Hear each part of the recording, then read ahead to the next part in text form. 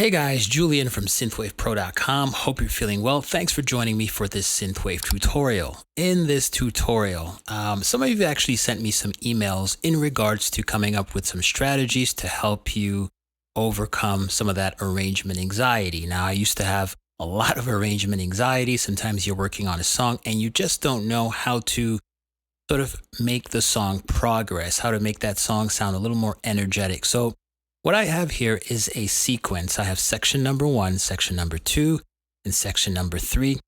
And every single section will have some sort of variety that will contribute to the level of intensity and energy. So let's play the sequence and I'll go over most of these tracks and I'll show you guys how you can add and tweak some subtleties to make these sections progressively more exciting. So let's get started.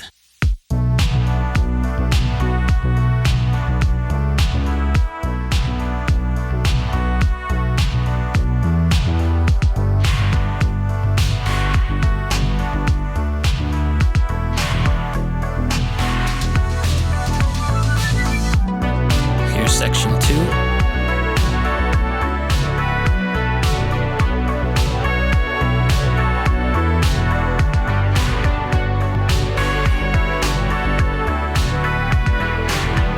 And here comes section 3.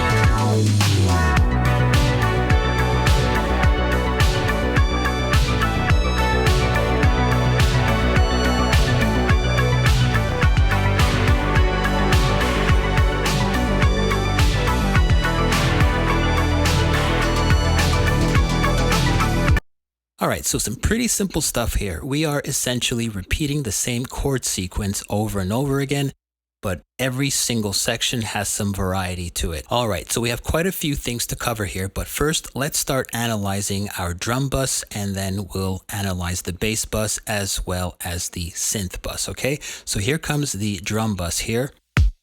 Simple kick, snare, and some hi-hats. All right, this is our first section. Establishing the groove, nothing too over the top. We have some percussive hits. All right, that's section 1. Now we enter section 2. We're gonna add some more snares. So we've layered another snare here. We've added this guy. Okay. We've also made some adjustments with our hi-hat here. And I'm gonna play the hi-hat section here. So this is what the hi-hat sounds like in section 1, very, very staccato. In section 2, we add some sustain. Now, I don't know if you can hear that, but it's really, really subtle. And now we start opening this. Okay, so we're adding more sustain as the track progressively makes its way down to the finish line here. By the time we get to the third section, we're adding a ton of sustain, and you can really hear the difference between section 3, hi-hat, and section 1, hi-hat, right? I did a tutorial on this a few weeks ago. You can check that out. I'll make sure to link this in the video, but it's quite simple. I do this by manipulating the envelope control here. So as you can see, I have this set at 4. Over here, I have this set at 25, and then finally, I open this up so you get the full breadth of the sample. In other words, the sustain is wide open. So these are some of the techniques we are using to add some variety and add some intensity to the section. And last but not least, I also have a hi-hat, a 909 hi-hat here that's chugging its way through section 1. And we're basically automating it. So by the time we get to section 3, it gets louder and louder. All right? This is what section 3 sounds like. This is what section 2 sounded like.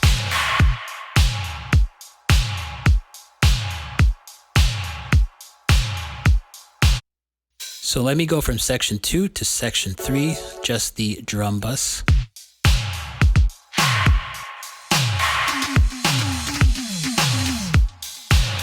All right, so now you really hear those 909 hats, those open hats, and you also hear the introduction of this ride cymbal.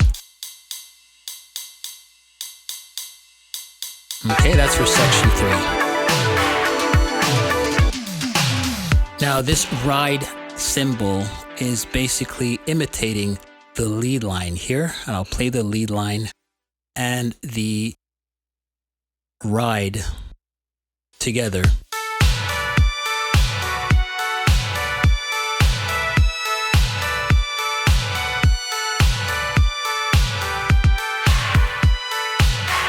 All right, so this guy is pretty much playing the same note sequence as the lead line. Ta ta ta ta ta ta. Ta ta ta ta ta ta ta ta ta ta ta ta.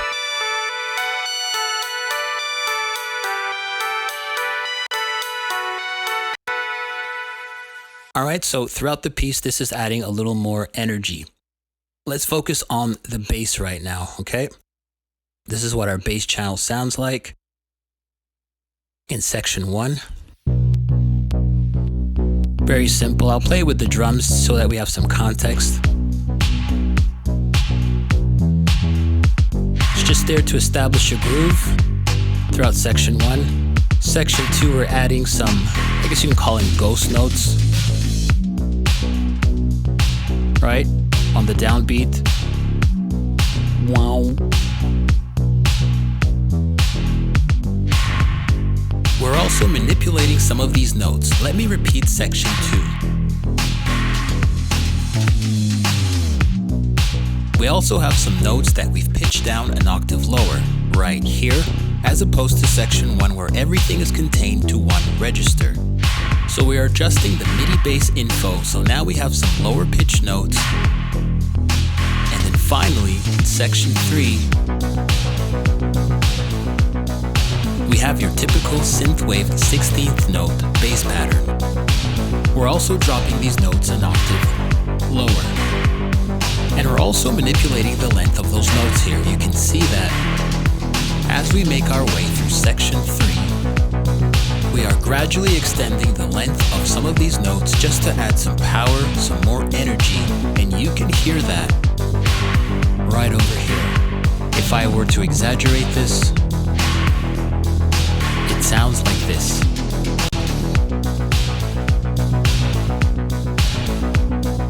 So the beginning of the sequence is pretty much choppy, very staccato, and then gradually we lengthen those notes.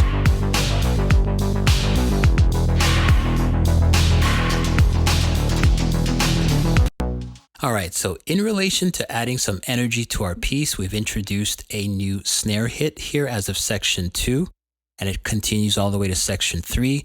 We've also automated some of those hi-hat hits so that we have more sustain, and we've also introduced the 909 open hi-hat, and we've gradually automated that volume so that by the time we get to section 3, it's sort of loud and prominent, and we've also added a ride that's following the sequence or the transients of our lead line here.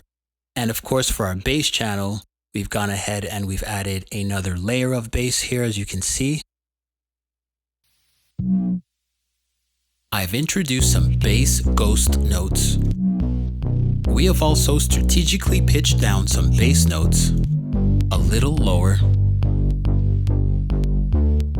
And then finally in section 3, we have 16th notes, okay?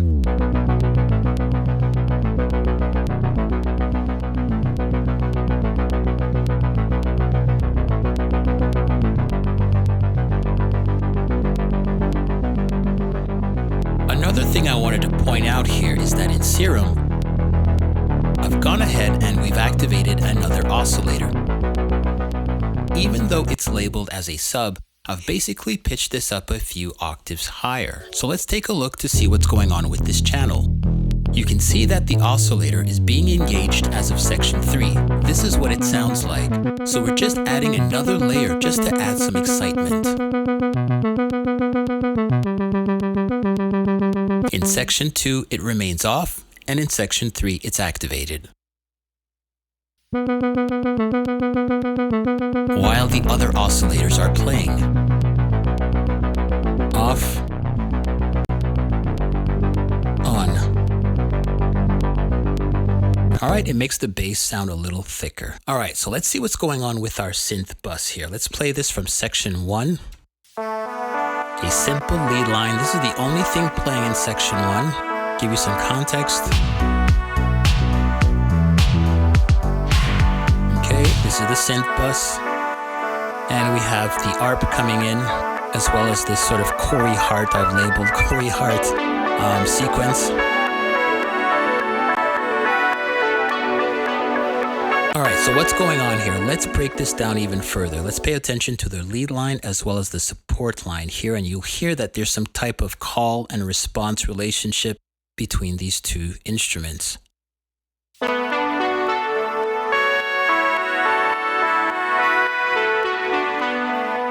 There's the call,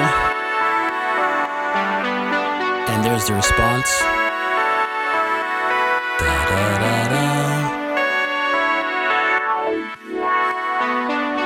All right, so what we have here is some call and response, so that when one instrument is playing, the other one subsides, and then the other one will come into the mix and the other one will be quiet. So we have this, this sort of dynamic relationship between both of them. Okay, so these support lines here are essentially outlining or spelling the chord tones. So the sequence is basically a B minor 7 chord followed by another B minor 7 chord. This time we are spelling it downwards. Okay, followed by a G major 7th. All right, and then finally we end off with an E minor 7, E, G, B, D chord. Together it sounds like this.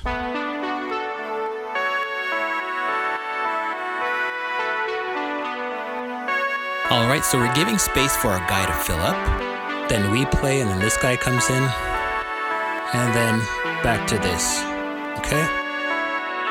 At the same time, we also have a pad that we are introducing in the second section here. Again, these pads are outlining the same chords I've just mentioned. The B minor 7th, the B minor 7th, the G major 7th, along with the E minor 7th. Now, all we're doing here is playing with the inversions. This is the third inversion, this is the first inversion of the B minor chord, and the root position of the G major 7th chord, and finally, we have the E minor 7th chord in first inversion position.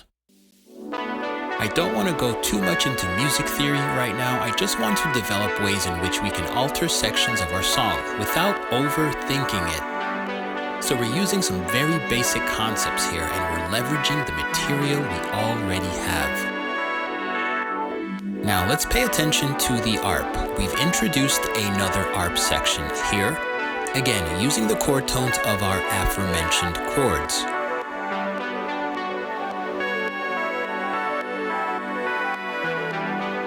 This section is pretty much the same thing. We have our chord outlined here. This is our B minor 7th chord. And of course, we have the ARP that I've appropriately labeled Corey Hart. I usually have a lot of these motifs in many of my songs. It's paying homage to the 1980s hit, I Wear My Sunglasses at Night.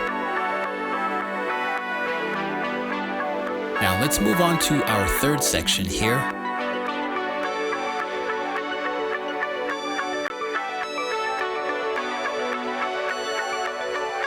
All right, so I'm going to break this down further.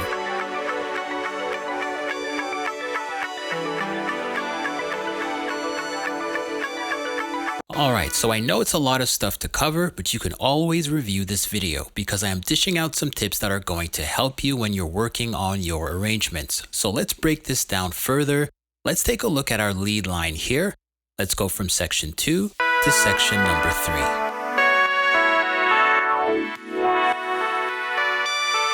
All right, so what's going on here in this section? Section 2 and section 3 are identical. The only difference is that we are playing it an octave higher in section 3. Now, this is a technique I got from listening to a lot of classical music, especially orchestral music. And you'll notice that quite often in orchestral music, certain sections of the orchestra will be playing a melodic line.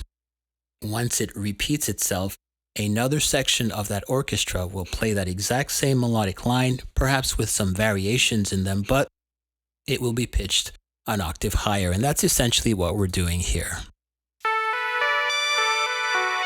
This is section 3, and this is section 2.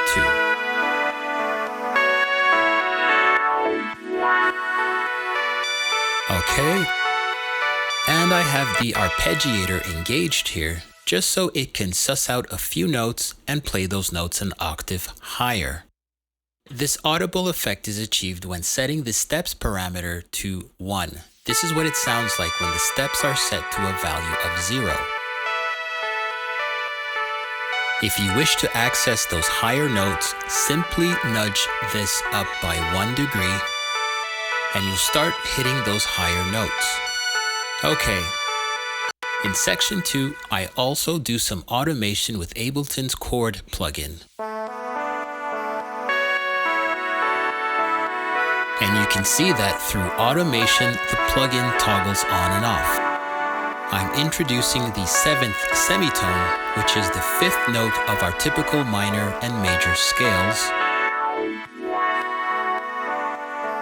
So we can now hear some fifths poking through during the sequence.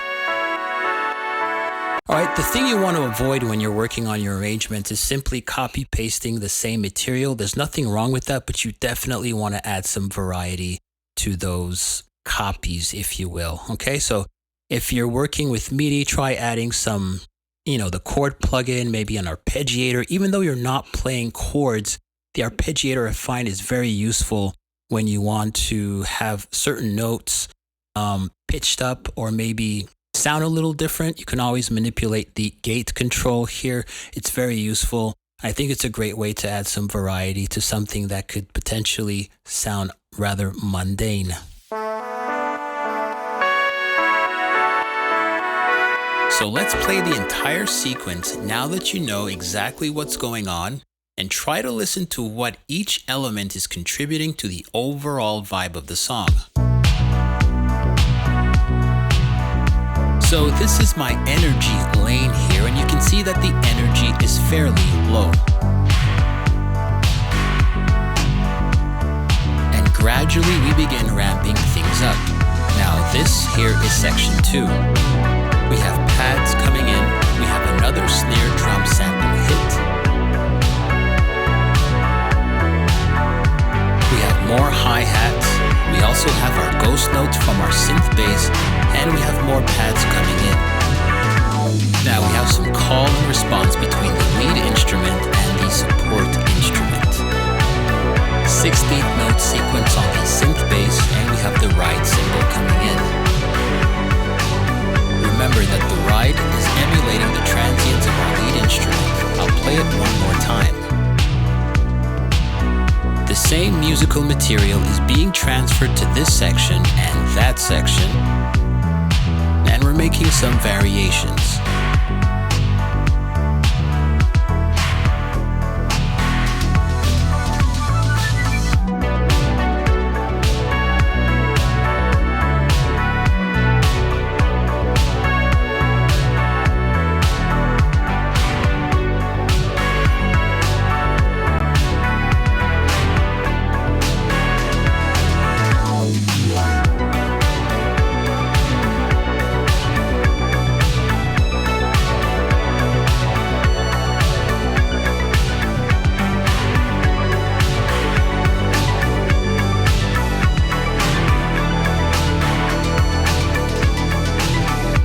So that was quite a bit of information, but I think the takeaway message here is if you have an 8-bar or even a 16-bar sequence here, you don't have to reinvent the wheel. There's nothing wrong with copy-pasting your sequence over and over again, but I think we need to think more in terms of adding some excitement and some energy. So what we've done here, for instance, as a quick recap, we've added some snare hits, some additional snare hits. We've manipulated the sustain of our hi-hats, and we've also added yet another hi-hat and a ride cymbal here. This is something, my man... Com Trues does a lot, and I really like some of his production. We've also gone ahead and manipulated some of those bass instruments here. We've added another bass as our ghost note. And finally, during the third section, we just jumped into a series of 16th notes. And don't forget, we've also manipulated the length of our notes. And of course, for our synth bus section here, we've pretty much done what classical musicians have been doing for years here by stating a theme and then pitching it up an octave higher as the song gets a little more dramatic throughout the piece. Okay, so I know it's a lot of stuff to go over. You can always go over this, and I will make sure to leave links to some of those other micro tutorials if that's the way you like to learn. I have other tutorials where we just focus on one theme, and then you can jump right back into your project and see if it works for you and you can apply it there. All right, so if you found this synthwave tutorial useful, go ahead and let me know by showing me some love, give me a like, and subscribe to the channel if you're not already a subscriber. And be sure to hit that bell notification button so that you'll know exactly when I drop the next tutorial. In the meantime, guys, please stay safe, and I'll see you next time. Hey guys, Julian from synthwavepro.com. I am so excited to share with you the Synthwave Masterclass. This is an epic class that a lot of guys have taken, and you know what? The feedback has been absolutely amazing. What do we cover? Well, first off, it's from start to finish. We cover everything from workflow, sound design, arrangement, mixing, and of course, mastering, so we can hone in on that pro sounding quality that we're all looking for when we are trying to make our synthwave tracks. So head on over to synthwavepro.com, enroll in the courses, and that gives you lifetime access that you can access on multiple devices, on your iPhone, your tablet, your smartphone, or on your computer. I look forward to seeing you in the course, and I'll see you soon. Peace.